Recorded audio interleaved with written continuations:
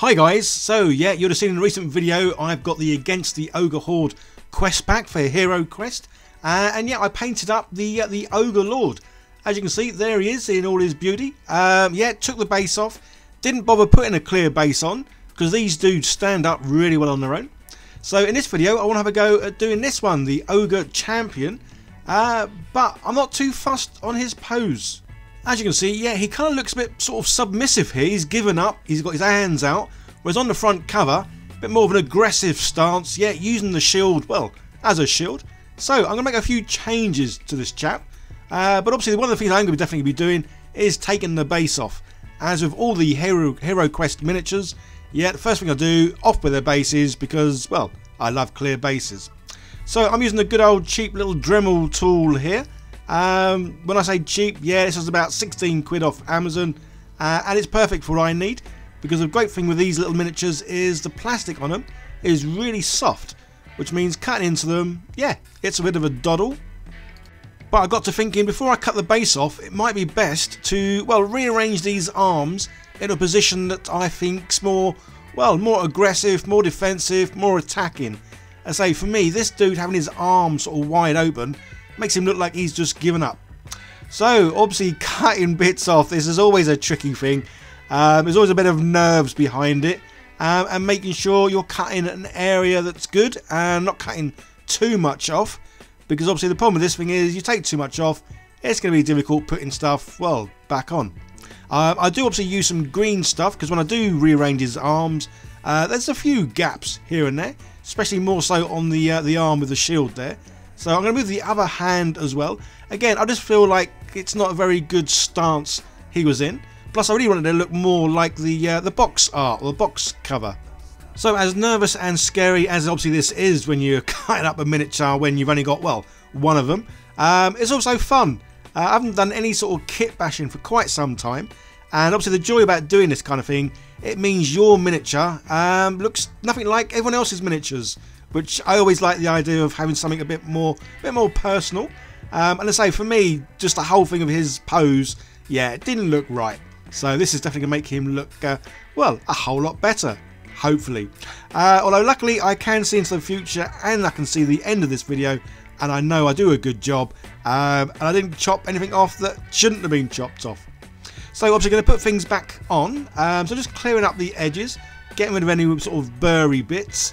I say there is going to be some green stuff involved, just because when I move, say, this arm with the shield, yeah, I need to sort of make a whole new elbow, really.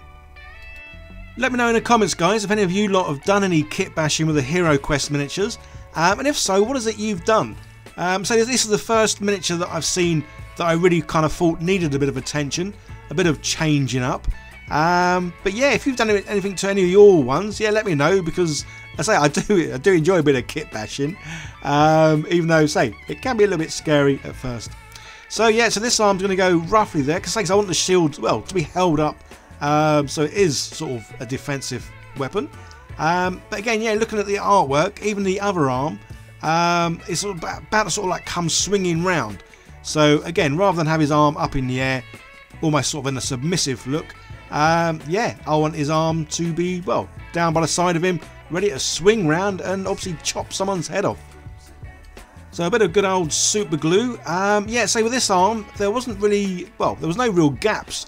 I cut it off quite nice and neatly, and it's just a case of really rotating it round so it sort of fits. So with the other arm holding the shield, because there is quite a bit of a gap between his arm and the arm bit where the shield is, yeah, I thought I'd get some wire, just to put some wire obviously into the main body and into the arm, just to keep it in place for when I do then eventually get to the some blue stuff and fill in the gap. So using my little hand drill tool here, yeah, it simply is a case of drilling holes into both the arm and the body. And so I got my little bit of rod in there, bent it round, and yeah, hey presto. So it just needs a bit of gluing in place. And so this just gives it a bit more strength then, because obviously the two parts are going to be nicely connected. And then yeah, it's just a case of filling in whatever gap is left with some blue stuff. But yeah, liking the pose though. Say for me, yeah, very much fun doing this. I do like doing a bit of kit bashing, and the end result, yeah, I'm much happier with how this chap looks. and I certainly can't wait to yeah, to use him in a game of HeroQuest. So guys, if you have got this this expansion set, these figures, yeah, they are huge. They're kind of like about twice the height of your hero character, so definitely very formidable. Have a lot of sort of like hit points to them, and yeah, it's going to take a bit of work to get these bad boys down. So the green stuff I've got, I've had this, I don't know, I think this has been sitting in the drawer for about 2 years. Absolutely rock hard. So yeah, even though I've only got a small little bit here, it took me ages to keep manipulating this, obviously warming it up in my fingers. But the good thing is, say I've had this stuff about 2 years and it's still, well, it's still usable and still good to go, which is just great. So yeah, a little bit of a gap there. Yeah, when I first put it on, I thought there was like no gap at all. But then because I spun his arm round to get a good position, yeah, it kind of opened up a bit of a gap at the back, but nothing too major. Definitely easy to fill that. So yeah, green stuff, it's something I've used occasionally now and then. I don't really do anything sort of too neat, too precise with it. Well, as you can see, the tool I've got here, a cheap plastic tool. So yeah, I don't really have many modelling tools to actually do any sort of proper sculpting with green stuff. Obviously, as you see here, guys, I keep taking the tool away. That's because, well, I keep dipping it in a bit of water. The one main thing with green stuff, when you are using it, it's easier to manipulate, move, and do the rest of it when it's wet. So yeah, that's why whatever tool you use, yeah, if you keep the tool wet, it makes it a lot easier to yeah, manipulate the green stuff. And I say yes, obviously there's quite a bit of a big gap here, so trying to make well, a bit of an arm, a bit of an elbow. So even with my sort of lacking skills in model making, yeah, I don't think I did too bad a job. If you are new here and you like what I do, it would be great if you could hit that subscribe button, turn on the bell. As well, I'm producing quite a few videos every week because, well, I'm just loving what I'm doing. Yeah, I truly am a big kid. Yeah, I'm just loving painting, making, 3D printing, and all the rest of it. So yeah, and again, guys, any sort of recommendations or requests of what you want to see on this channel, by all means let me know in the comments as well. I love trying out new things. It's always great to share, obviously, our experiences with each other. So yeah, let me know what you guys are up to, and yeah, let me know what you want to see me have a go at trying in the future. So as well as obviously adding on an elbow, yeah, I also wanted to make his muscles look a little bit bigger. Yeah, again, say this wasn't the best of jobs, and it certainly wasn't the worst of jobs. I'm happy with how it came out. I would have liked it to have looked, well, obviously better than I did. But yeah, I didn't do too bad at trying to form his, well, biceps, triceps, and yeah, his forearm. So yeah, it's not too bad. I don't know what else to say about this. So I'm laughing just because I know I spent a long time doing his arm, probably a lot longer than it should have really have taken to get to this sort of stage. But I say, it's not too bad a job. I'm definitely happy with it. Once it's painted, yeah, it doesn't look too bad at all. But I may have gone a bit OTT on wanting his arm to look, well, look a bit bigger. Anyway, so now that's his arms done. It's all dried. Obviously, the green stuff does take quite a while to dry. And then, yeah, now getting on with the, well, what I would consider now the easy job of taking the base away. Like I've done with all the HeroQuest miniatures, yeah, it's just a case of going very slow, nearer and nearer the toes until eventually, yeah, the whole base is off. And as you can see, because he has got quite large feet, I'm able to get some rods in there onto my little 3D printed sort of miniature holder. This just makes it easier to, well, to get to all the areas to paint them, really. Again, as you can see, yeah, good old slapchop. We're going to be doing this for years. Well, saying that, I think I have been doing it for a good year and a half now. Absolutely love, obviously, how this sort of result and effect comes out. As you can see, though, in the background there, I've started using the Green Stuff World dipping inks more and more. I say this is really weird because when I first got these dipping inks, probably about 6 months ago, when I first used them, I wasn't that fussed. And the reason being because they're very, again, my terminology, they're very wet. They're very watery. They're very thinned down. So yeah, if anything, they seemed too wet when I first used them. But I've used them now in about the last 3 or 4 videos. And I have to admit, I absolutely prefer them now because of the fact that, because they are wetter, they pull so much nicer in all the recesses, the nooks, the crannies.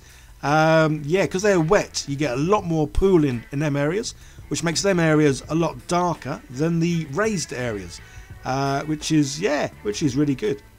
So yeah, enough waffling done there. As you can see, that's given me enough time to go around this chap and well and truly give him some good old dry brushing. There are some areas where I use a smaller dry brush, just because this one won't quite get into the the nooks and crannies. But yeah, that's how he looks when I've got the smaller brush gone all around him, and yeah, he is now ready for some paints. So as always, I'm going to try and paint them in the same sort of colour scheme as the cards. Yeah, I couldn't find a green exactly, because the green's almost like a greeny brown on the dude. I couldn't find one of those with the Green Stuff World dipping inks, but this one seemed near enough. And again, it's a good old green for, well, kind of like an orc ogre.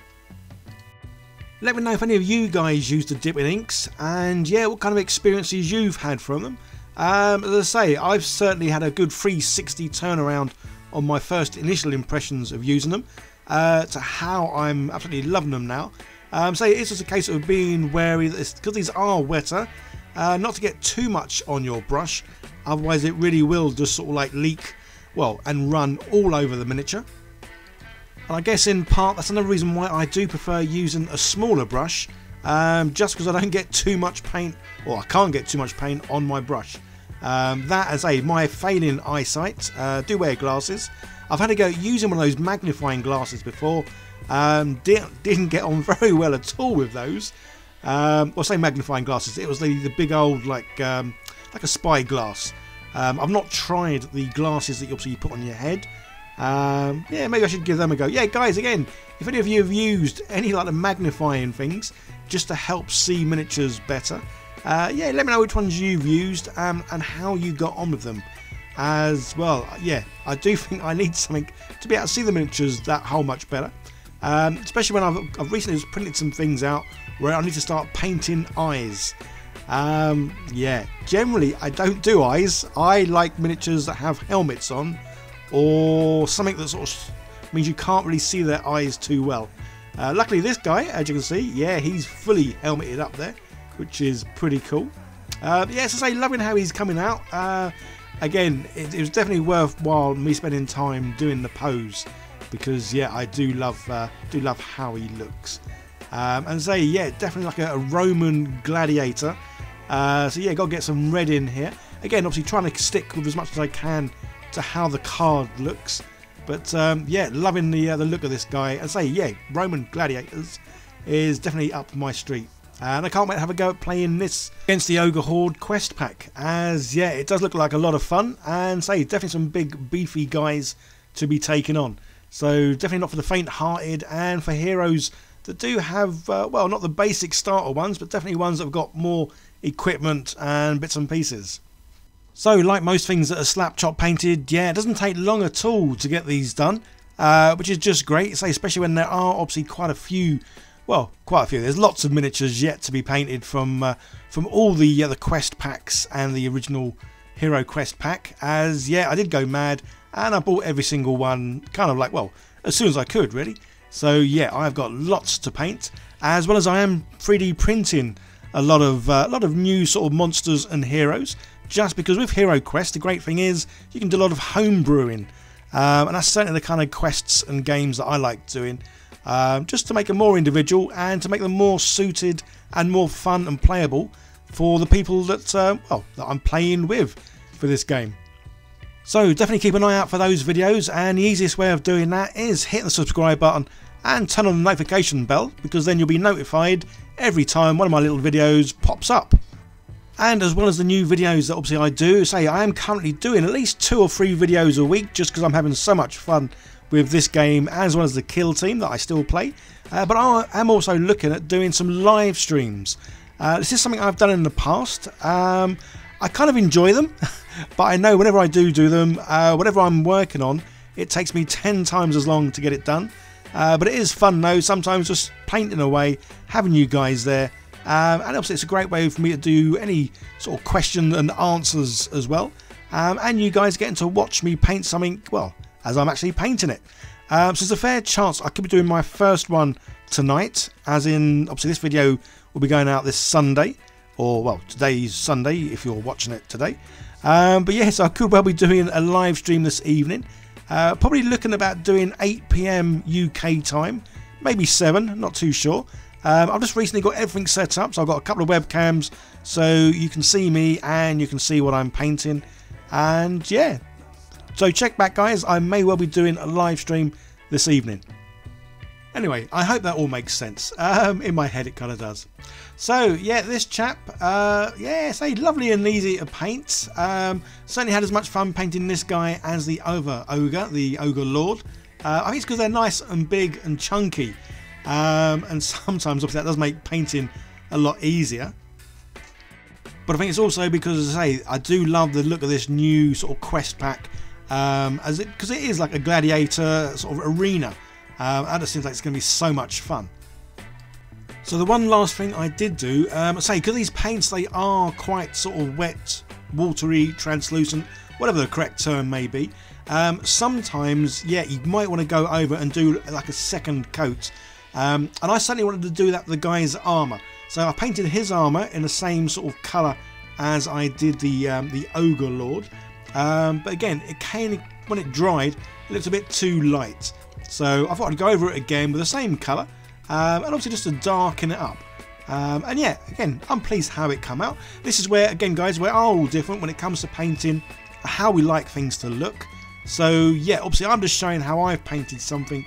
Obviously everyone paints their own things, well, how they want to, whatever kind of technique they want and all the rest of it. And that's what I love about this hobby, that we are all different, we all have different ideas of how we want something to look. And again, it's all about enjoying this hobby as well, whether it is just your painting miniatures or you're painting miniatures to then, well, play with the things.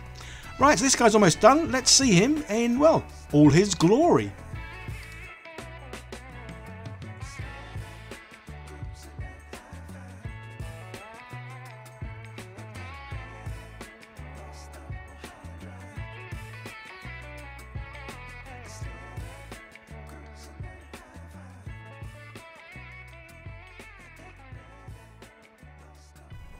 And there we go, one Ogre champion, tabletop ready, in his new pose, ready to take on, well, take on anyone, I think. So yeah, really pleased with how he's come out. Say his arm, yeah, it could have probably been better. I do need to work on sculpting and all the rest of it. Maybe get some right tools, and probably, if I looked at some reference pictures of muscles, then yeah, I'm sure I could have done a better job, and maybe I'll do that in the next one. But for now, that's 2 ogres done, just, well, quite a few more to do. So yeah, obviously I'm going to do the other rather large, lovely looking ogre. Probably not going to do anything with his pose as well. I think he looks alright as is. Although he does look quite sort of skinny on the belly. Whereas obviously the Ogre Lord, yeah, he's nice and plump and chunky all round. And yeah, it definitely looks good beside the champion there. So the other ogre, say he looks quite cool. But yeah, he's kind of like on the flattened side. Does look like he needs a bit more filling out on the tummy. But say, I think for me, all I'm going to do is just take off the base and then paint him. Okay guys, there's another video on the screen. Great if you could click on that, see more of what I do. So let me get a like, share, subscribe, leave comments down below. And yeah, keep an eye out guys, because I may well be doing a live stream this evening. If not, I will be doing them very soon, as I'm just getting everything ready to, well, to be able to do some live streams. Okay guys, you'll take care. See you in the next one. Bye for now.